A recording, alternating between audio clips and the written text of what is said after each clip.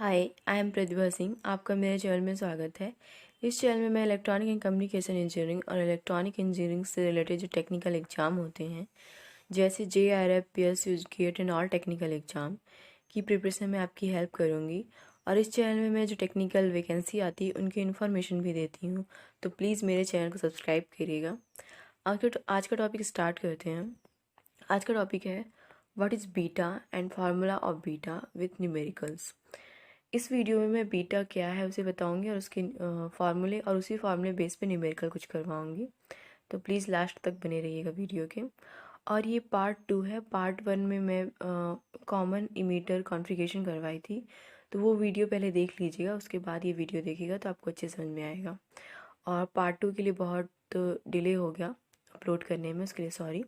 Okay, video start करते हैं। Beta. What is beta? Beta is in the DC mode levels of IC and IB are related by a quantity called beta and defined by the equation. Equation से हम लोग इसको define कर सकते हैं। Equation होता है इसका बीटा DC इक्वल टू होता है IC अपॉन में IB। ओके, इसे हम बोलते हैं बीटा, ये DC के लिए है। ओके, अब होता है for AC situation and AC beta is defined as follows. देखिए, बीटा AC डिफाइन करते हैं हम। बीटा AC इक्वल टू होता है, यहाँ डेल हो जाता है, डेल IC अपॉन में हो जाता है डेल IB। ओके, और यहाँ जो VCE होता है, VCE वो कांस्टेंट होता है। ओके, ये AC के लिए फॉर्मूला है, बीटा AC के लिए, और ये DC के लिए फॉर्मूला है। ठीक है, और आपको आई थिंक समझ में आ गया होगा इस फार्मूले से भी कि बीटा किसे बोलते हैं। ये दोनों फार्मूला बहुत इंपॉर्टेंट है, इसलिए याद रखिएगा। ओके,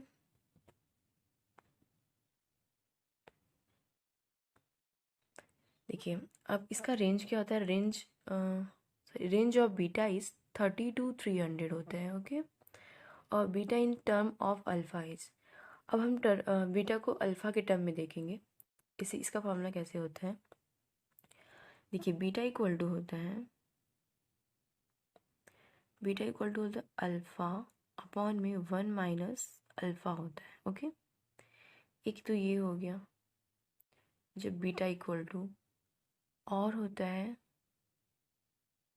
ये होता है alpha equal to beta, beta plus 1। Okay, ये दूसरा फार्मूला, ये दोनों बहुत इंपॉर्टेंट फार्मूले हैं, इस पर मैं आगे न्यूमेरिकल करवाएंगे। ओके, ये दो फार्मूले होते हैं। अब देखिए थर्ड पॉइंट है, beta is called the current gain of transistor in common emitter mode. It is the most important specification of the transistor. Beta को हम करंट गेन भी बोलते हैं ट्रांजिस्टर का कॉमन इमीटर मोड में। ओके, बीटा को बोलते हैं, और ये बहुत इंपॉर्टेंट स्पेसिफिकेशन है ट्रांजिस्टर में। ओके, ये इंपॉर्टेंट पॉइंट है। करंट गेन बोलते हैं, किस में बोलते हैं, ट्रांजिस्टर कॉमन इमीटर मोड में बोलते हैं बीटा को। ओके, कुछ और भी पॉइंट देखते हैं। Beta is also denoted by HFE and always. Okay, beta को हम HFE से भी डिनोट करते हैं। ये कैपिटल, देखिए मैं बताती हूँ पहले। देखिए, इसको हम ऐसे लिख सकते हैं, बीटा DC ग्रेटर देन होता है बीटा AC से। ओके, और मतलब इसे आप ऐसे भी लिख सकते हैं, HFE ग्रेटर देन होता है HFE स्मॉल। ओके, यहाँ पर ये कैपिटल होगा, जो ये FE कैपिटल होगा। ठीक है, ये कुछ इंपॉर्टेंट पॉइंट है ये, beta D C greater than होता है बीटा ए सी से, और इसे हम ऐसे भी लिख सकते हैं। अगर इस फॉर्म में लिखा होगा तो कंफ्यूज मत होइएगा कि ये बीटा ही है, ठीक है। Okay, H F E. Okay, second point देखते हैं। Beta is a particularly important parameter because it provides a direct link between current level of the input and output circuit. Okay, beta बहुत important है क्योंकि ये एक link provide करवाता है current level और करंट लेवल किसके किसके बीच में, input and output circuit for common emitter configuration. Okay, ये कुछ इंपॉर्टेंट पॉइंट है, याद रखिएगा इन्हें भी। देखिए अब इसका फॉर्मूला है एक, इसमें भी एक फॉर्मूला यहाँ पास बनता है। देखिए जो ये है ना, तो इसमें एक फॉर्मूला बनता है यहाँ पास, आई सी इक्वल टू होता है बीटा आई बी, ठीक है। ये कुछ छोटे छोटे फार्मूले हैं इंपॉर्टेंट, याद रखिएगा इन्हें। देखिए ये यहाँ पास ये है, ठीक है, I C equal to beta I B होता है। अब इसे हम ऐसे भी लिख सकते हैं, and sense I equal to क्या होता है, आई इक्वल टू होता है I C plus I B होता है। अभी मैं आई सी की वैल्यू क्या बताई थी, बीटा आई बी बताई थी, plus I B. We have तो हम इसे ऐसे भी लिख सकते हैं, आई बी को आप बाहर निकाल लीजिए कॉमन, तो आपका फॉर्मूला बन जाएगा बीटा प्लस 1 कोष्टक में बाहर आई बी। ओके, ये हो गया फॉर्मूला आई इक्वल टू, ठीक है। ये कुछ इंपॉर्टेंट फार्मूले हैं। ओके, और देखते हैं। देखिए ये है the ratio of change in base emitter voltage, मतलब यहाँ हमें फाइंड आउट करने के लिए ये फार्मूला यूज करेंगे इनपुट रेजिस्टेंस के लिए, ठीक है। तो इसको हम ऐसे लिखते हैं, आर इन इक्वल टू होता है del V B E upon में डेल आई बी होता है, ठीक है। और जो यहाँ वी सी ई होता है, वी सी ई जो होता है वो कांस्टेंट होता है। ओके, वो कांस्टेंट होता है। देखिए ये फॉर्मूला हो गया। देखिए यहाँ बस जैसे लिखा हुआ है, थ्योरी में लिखा है the ratio of change in, del का मतलब होता है चेंज किसी चीज़ में, the ratio of change in base emitter voltage B B to the resulting change in base current I B, okay, at constant current emitter voltage is known as, जिसे हम क्या बोलते हैं, डायनेमिक इनपुट रेजिस्टेंस। ओके, इसे हम dynamic input resistance बोलते हैं। और ये फॉर्मूला बहुत इंपॉर्टेंट है, इस पर न्यूमेरिकल आते हैं और मैं करवाई भी हूँ आगे, तो याद रखिएगा। और it is a calculate as the reciprocal of the slope of the input characteristic at a given V B E. Okay, I hope आपको ये पॉइंट समझ में आ गया होगा। चलिए अब ये जो है ये है, चलिए इसको देख लेते हैं पहले हम। ये आर आउट के लिए होता है, ये डायनेमिक आउटपुट रेजिस्टेंस के लिए होता है, जिसे हम शो करते हैं आर आउट इक्वल टू होता है ये del del V C E upon में होता है डेल आई सी, और यहाँ बस आई बी कॉन्स्टेंट होता है, आई बी कॉन्स्टेंट होता है। ओके, देखिए थ्योरी में जैसे लिखा हुआ है the change of the ratio of change in collector emitter voltage to change in collector current और constant base current is known as the dynamic output resistance. Okay, आप इस फॉर्मूले को भी याद रखेंगे तो आपको ये थ्योरी आराम से लिख सकते हैं और समझ में भी आएगी। सेकेंड पॉइंट है it is a calculate as the reciprocal of the slope of output characteristic at a given VCE। Okay, इस पे भी मैं न्यूमेरिकल करवाई हूँ आगे, तो ये फॉर्मूला भी याद रखिएगा। ओके, अब हम न्यूमेरिकल करेंगे बीटा फार्मूले से रिलेटेड जो अभी मैं करवाई हूँ। ओके, देखिए फर्स्ट क्वेश्चन देखते हैं। A transistor is connected in common emitter configuration, collector supply voltage VCC is 10 volt, load resistance RL, ये वन नहीं है ना, RL है, RL is 800 ohm, voltage drop across load resistance is 0.8 volt, means RL की value ये दी हुई है, and current gain alpha equal to है 0.96, determine collector emitter voltage and base current. Okay, यहाँ गिवन क्या क्या है, हमें गिवन दिया हुआ है ये VCC की वैल्यू है, ये हमारी RL की वैल्यू है, लोड रेजिस्टेंस, ये यहाँ बस बोला है लोड रेजिस्टेंस RL इज 800, तो ये वोल्टेज ड्रॉप अक्रॉस हो गया। Okay, voltage drop across load resistance, sorry ये तो RL की ही वैल्यू है। हमें यहाँ बस इस ये दिया हुआ है voltage drop across load resistance की वैल्यू दी हुई है ना, तो ये इसकी वैल्यू हो गई IC और RL की वैल्यू हो गई। ठीक है, याद रखिएगा ये। और चलिए पहले सॉल्व, और ये तो हमें दिया हुआ है RL की वैल्यू है, ठीक है, ये RL की वैल्यू दी हुई है। हमें फाइंड आउट क्या करना है, हमें फाइंड आउट करना है वोल्टेज कलेक्टर इमीटर, ओके, और IB फाइंड आउट करना है, ये हमें फाइंड आउट करना है। चलिए सॉल्व करते हैं न्यूमेरिकल। देखिए पहले हमें जो गिवन दिया हुआ है, पहले हमें क्या फाइंड आउट करना है, हमें VCC दिया हुआ था, गिवन है VCC दिया हुआ है 10 वोल्ट, और क्या दिया था IC और RL की वैल्यू दी हुई थी 0.8। हमें क्या फाइंड आउट करना है, पहले VCE means collector emitter voltage find out करना है, तो VCE इक्वल टू होता है VCC माइनस ICRL। ओके, तो VCC की वैल्यू हमें दी हुई है, कितनी दी है 10 वोल्ट, माइनस ICRL की वैल्यू दी हुई है 0.8। ओके, जब इसे आप सॉल्व करेंगे तो आपका आंसर आएगा 9.2। हमें तो VCE की वैल्यू फाइंड आउट कर लिए हम, VCE की वैल्यू है 9.2 वोल्ट। ओके, अब फाइंड आउट करेंगे हम IB की वैल्यू। आई होप ये आपको समझ में आ गया कैसे फाइंड आउट करेंगे, फाइंड करें हैं, तो ये VCE का फॉर्मूला है, इसके थ्रू फाइंड आउट करें, ठीक है। चलिए अब हम IB फाइंड आउट करेंगे।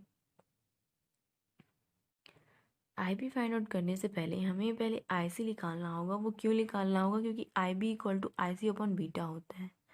तो देखिए IB फाइंड आउट करने से पहले हमें IC और बीटा दोनों ही फाइंड आउट करना पड़ेगा, तभी जाके हम IB फाइंड आउट कर पाएंगे, ठीक है।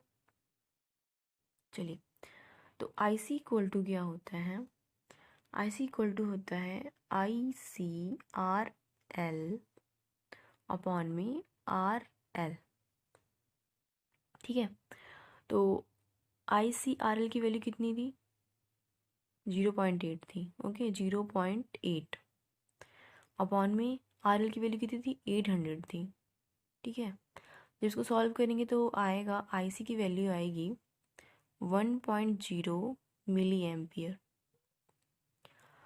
और जब बीटा इक्वल टू क्या, अब बीटा फाइंड आउट करेंगे, बीटा इक्वल टू क्या होता है, alpha upon 1 minus alpha. Okay, तो अल्फ़ा की वैल्यू क्या दी हुई थी, 0.96 अपॉन में 1 माइनस 0.96। जब इसे आप सॉल्व करेंगे तो आएगा 24। देखिए यहाँ से हमें बीटा की वैल्यू मिल गई और ये IC की वैल्यू मिल गई।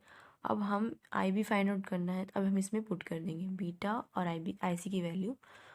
चलिए पुट करते हैं। देखिए एक मिनट, देखिए IB इक्वल टू क्या होता है, IC अपॉन में बीटा। IC की वैल्यू कितनी थी, 1.0 मिली एम्पियर अपॉन बीटा कितना मिला था हमें 24। ओके, जब इसको आप सॉल्व करेंगे तो हमें बीटा की वैल्यू मिलेगी 41.67 माइक्रो एम्पियर। ओके, हमें IB की वैल्यू भी फाइंड आउट हम कर लिए, हमें मिल गई IB की वैल्यू। ये आंसर हो गया। और आई नहीं VCE की वैल्यू ना, और VCE की वैल्यू हमें कितनी मिली थी 9.2। देखिए दोनों की वैल्यू हमें मिल गई।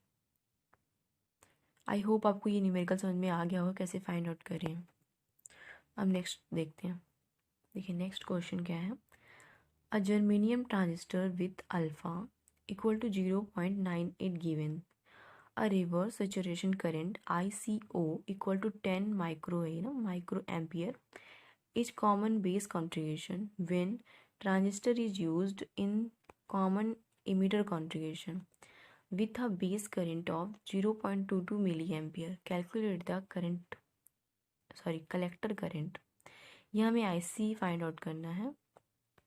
हमें गिवन क्या है, हमें अल्फ़ा की वैल्यू दी हुई है, अल्फ़ा दिया हुआ है, ICO की वैल्यू दी हुई है, और हमें IB की वैल्यू भी दी हुई है। ठीक है, और हमें IC फाइंड आउट करना है। ओके, चलिए सॉल्व करते हैं।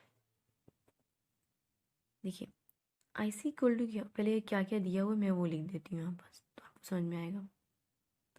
ICO दिया हुआ था 10 माइक्रो एम्पियर, जिसे हम मिली एम्पियर में कन्वर्ट करेंगे तो 0.01 मिली एम्पियर हो जाएगा।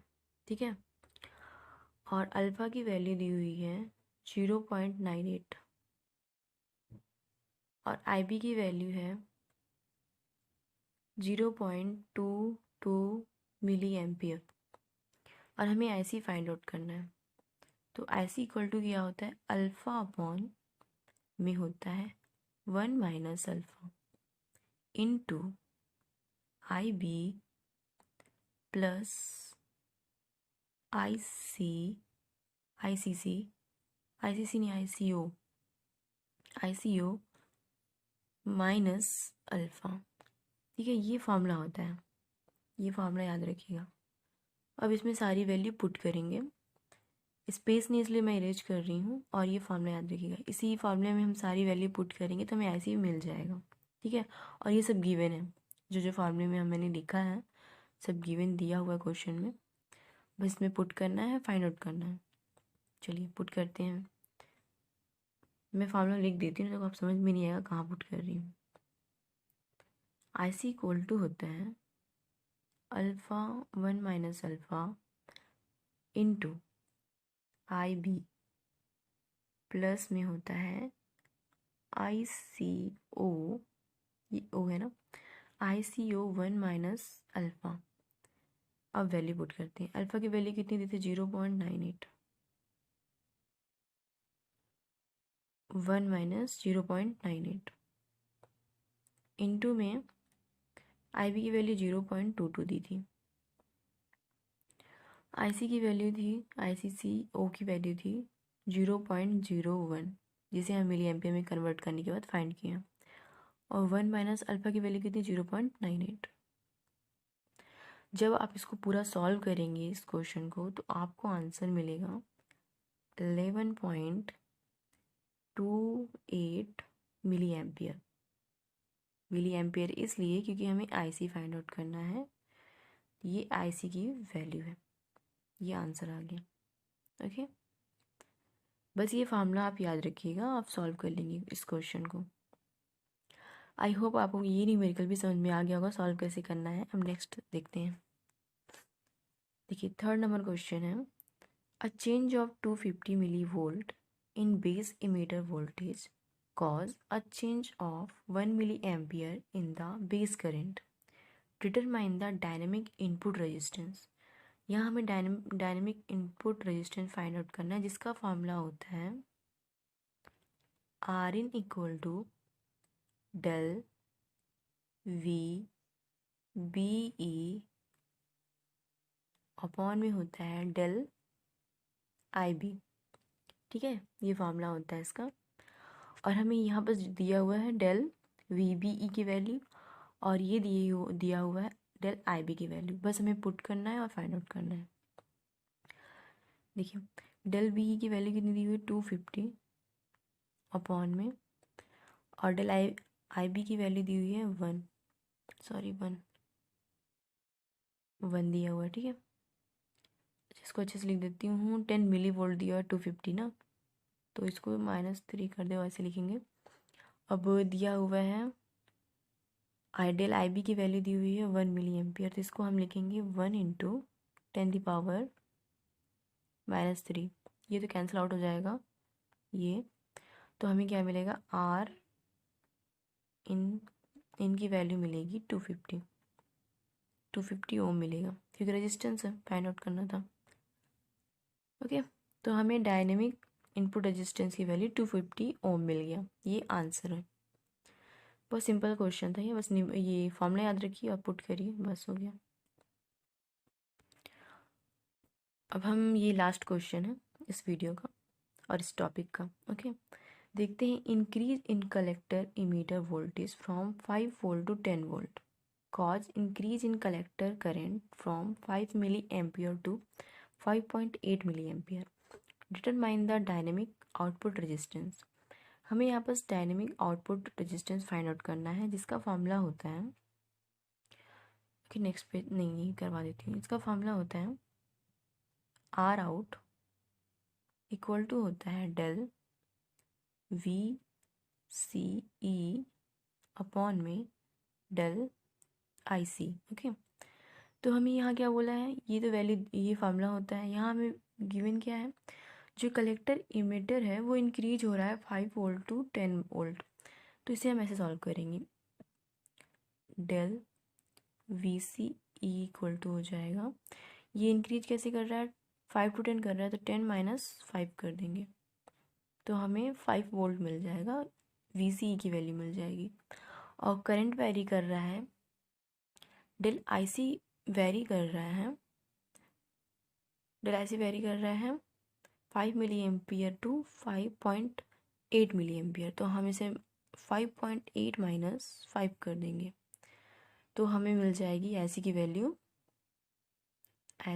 मिल जाएगी हमें